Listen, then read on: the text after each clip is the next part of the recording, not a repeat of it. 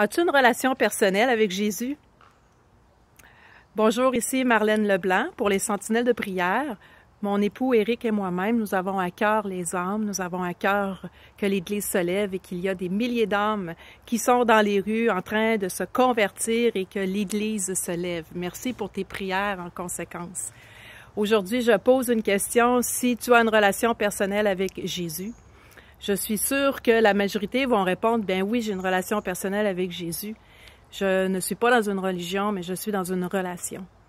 Mais la religion nous demande peu et la relation que Jésus nous demande est beaucoup plus que ça. Il nous demande notre vie au complet, il nous demande qu'on meure à nous-mêmes et qu'on le serve.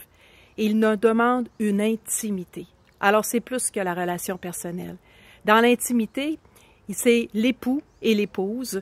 C'est une relation où elle est privilégiée, que pas les autres à côté peuvent peut-être voir cette intimité-là aussi profonde lorsqu'on est dans notre chambre secrète. Mais aussi dans l'intimité avec le Seigneur, lorsque nous sommes un couple, époux-épouse, eh bien on fait des enfants. Alors l'intimité nous amène vraiment à procréer, nous amène à porter du fruit aussi. Alors je repose cette question, est-ce que tu as une relation personnelle avec Jésus ou si tu as une relation vraiment d'intimité avec lui? Moi, avec mon époux, je m'aperçois qu'après 11 ans de mariage, il y a des choses encore que je ne savais pas sur lui et que je découvre.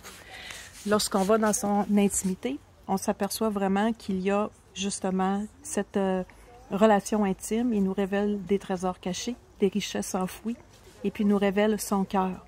Alors, je vous invite à aller d'abord dans l'intimité, à vous poser cette question, si vous avez une relation personnelle ou si vous avez vraiment une relation d'intimité. Merci pour vos prières et on se dit à bientôt.